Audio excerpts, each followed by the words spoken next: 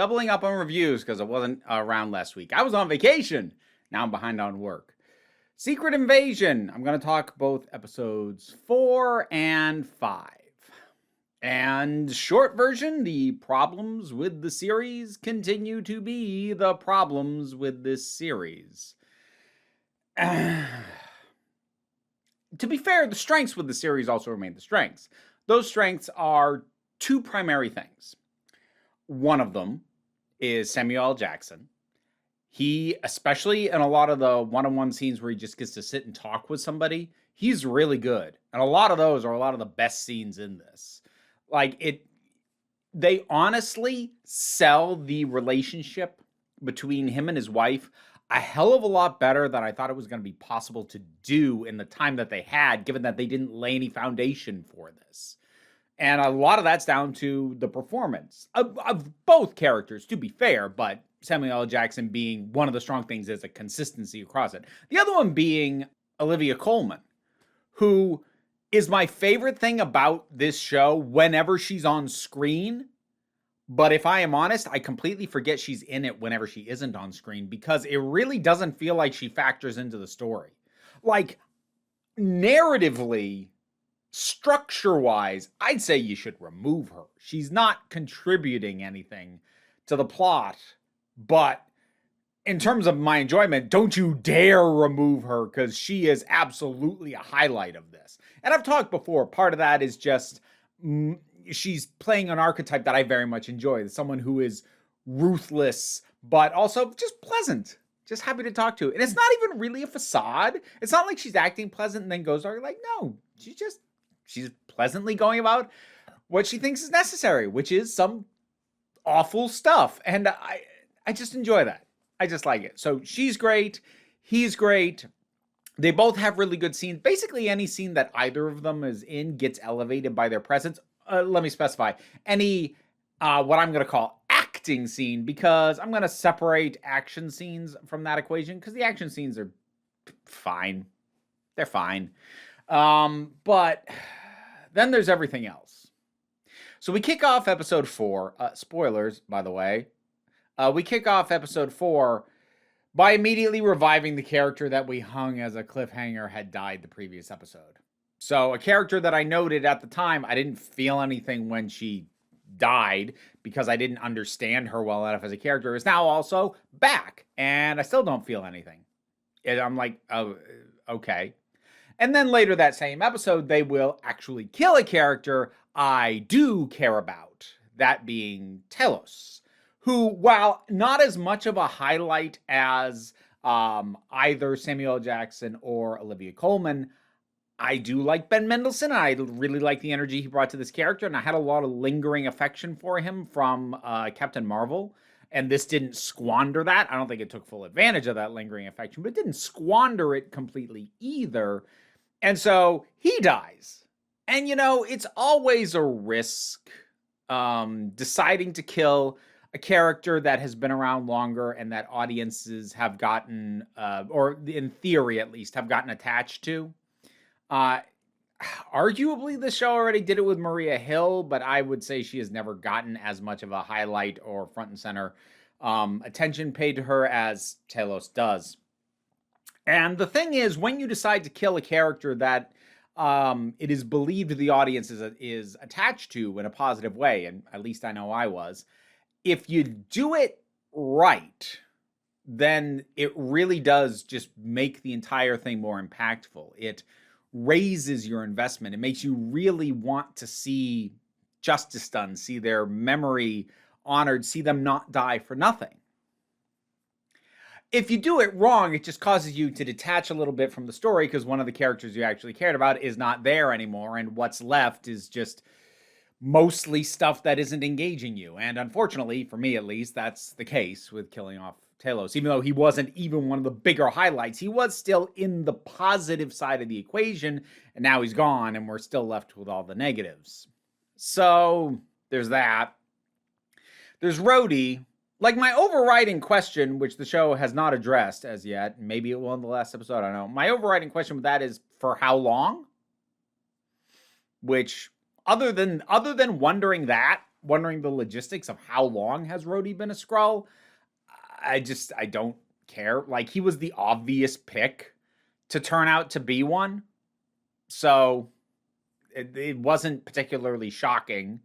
Nor do I have a lot of investment, because while I do enjoy Rhodey as a character, he hasn't done a lot in this. Like, he's been there. He's been solid in his scenes, but like, he didn't feel like his presence added much. He was actually neither positive nor negative. He'd probably kind of been riding neutral for me as far as all that goes. But then there's Gravik and the Skrulls. And again, I don't have the spoons to delve into the inherent problems with the narrative that this is telling. Those being problems of, a lot of conspiracy narratives. When you tell a story about a group of subversive people who are manipulating literally the entire world, and in fact have their fingers firmly gripped into the throes of power and can pass amongst quote unquote normal people, and are secretly pulling the strings and wanting the destruction of everything that isn't them. Like, that's just a very dangerous narrative to play in, especially with a group of people that have already been explicitly made allegorically, well, not even allegorically, literally refugees within the text of the MCU. There's so many deeply harmful conspiracy narratives that feeds into, from your standard anti-immigration narrative to anti-Semitic narratives, where you start getting into, and they control media and higher end power, and they're manipulating. Like, it just plays in a lot of gross stuff, and it's not impossible to integrate those kinds of plot points and do something positive with it, but it's the kind of thing that you need to understand that this is what you're doing and to tread carefully, and I don't think this is. But the full depths of that, like I said, I just don't have the spoons for it. So I'm going to acknowledge that, like, that's all pretty messed up. The politics of this show aren't great, but I don't have the energy to deal with that. So I'm just going to deal with the narrative raw. They have completely messed up Gravik to whatever degree he ever worked, and honestly, I don't think he ever did. But if he was ever going to, they've done now the same thing that they've done with so many other villains who had a point.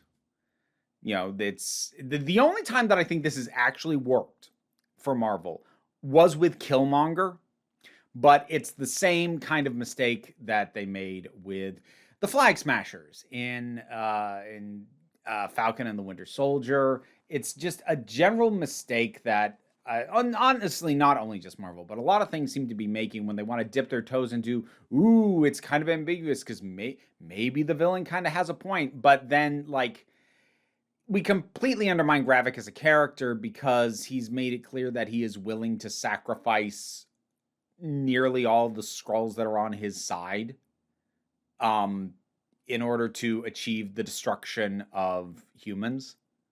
And he flat out kills one of his own people, basically for just disagreeing with him. Like, I never fully bought into Gravik, but they went from, he is a charismatic but dangerous leader, taking a group of disaffected people and, pushing them in a direction that is harmful to others and to them, ultimately.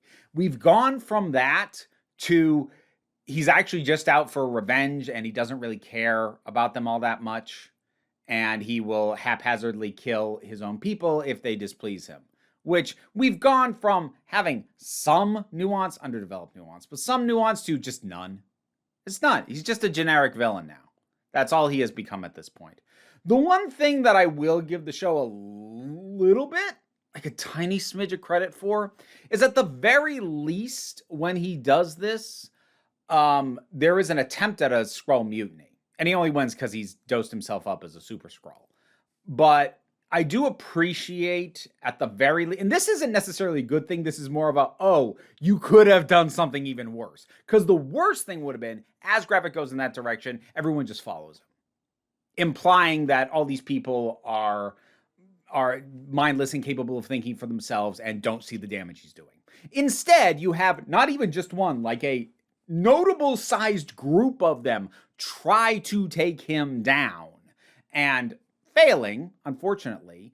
And so now he is ruling by fear and threat of violence, which is the only way someone like him would hold power. And people aren't just following him assuming he's right anymore, which, as I said, I hesitate to say that's good, but it's better than what very easily could have happened. So, like, small favors, I guess. But just this, and like, also his plans are stupid. So like, he wants nukes to go off because the Skrulls are immune to radiation, I think. I feel like that's been established. I think it was. I don't know. The details of this are not sticking with me well. So, like, that part of the plan, okay. I mean, there's still going to be a hell of a lot of really big explosions, so you better hope that those don't wipe you out. And you're really in trouble because a lot of the people who are on your side, you have now said it's okay to bomb them as you try and accomplish your plan. So, again, making it clear he doesn't actually care about the people he's purportedly doing this for, which just undermines any potential quote-unquote point he might have had. But then, like, so he attacks the president, trying to make it look like the Russians are doing it.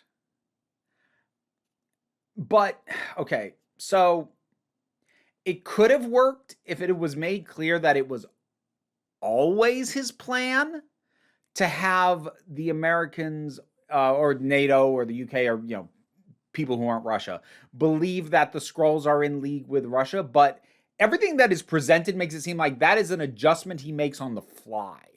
And it's largely backed up by Telos dying and reverting to a Skrull form and everybody seeing it. But I'm like, okay, so they see that, but nobody notices you pulling bizarre super stuff like right in front of a bunch of people, not all of whom get killed. And they know what side you're on.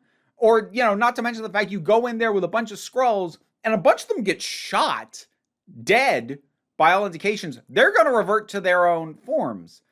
So to imply that he's shifting on the fly to have the other side think that Russia is in league with the Skrulls doesn't pan at all, because if that wasn't his plan from the beginning, then, dude, you're an idiot. Maybe they were hoping to imply that it was his plan from the beginning, but nobody else was in on it? Except that taking into account that a bunch of his people were probably going to die, and unless they clear those bodies off the field, it's going to be noticed that Skrulls are involved in this. I don't see how nobody else working with him didn't also go, hang on. So somebody's an idiot. Either he's an idiot or everyone who's on his side who is a Skrull who went along with his plan is an idiot, which, if that's the case, kind of undoes what I said before about them at least standing up to him a bit. So he doesn't work as a villain, like, at all. And at this point, I'm mostly at this point, I'm waiting to see the logistics. I'm waiting to see what the status quo will be at the end of this, for whatever impact that has on anything else that goes on in the rest of the MCU.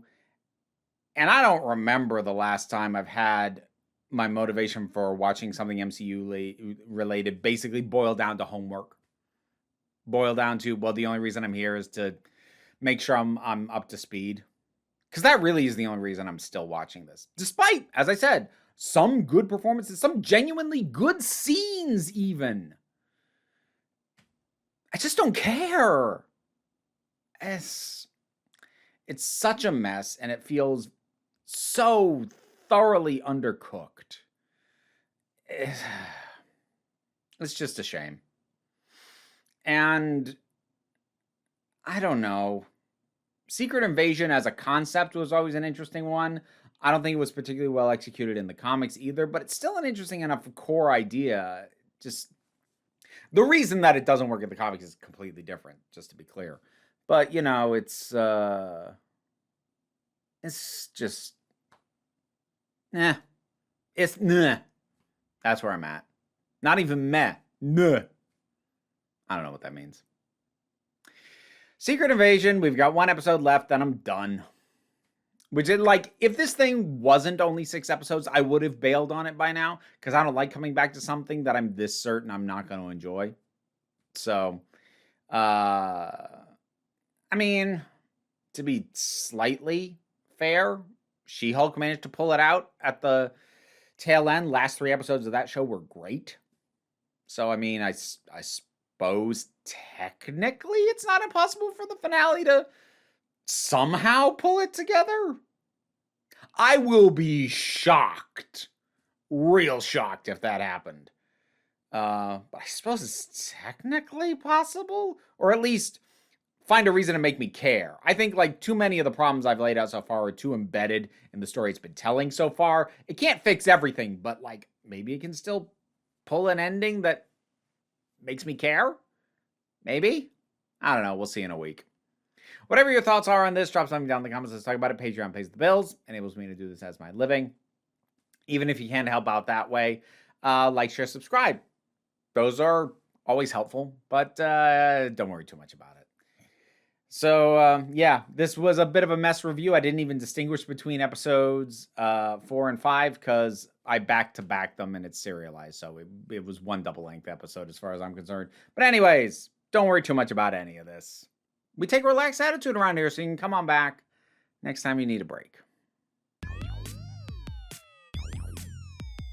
And now my thanks to my Patreon supporters that make this possible, including Robin Moore, Zubin Lutfullah, Tarak, the thing that goes doink in the anime, Ruth, Oliver B., Solitary Pictures, Ulrich Bogdan, Melinda Walters, Jen, T. Love, Auntie Kate 808, Bernabe Likes the Poodle, Robin Powell, Tracy Scrabbit, Angry Casperl, Adam R.D.L. Taylor, Dave Hall, Shayla Gourlay, and Rosalind Bennett. You can get I get all the names right and then I can't talk. If you want to hear me stumble over my tongue after saying your name, it's in the rewards here on the Patreon.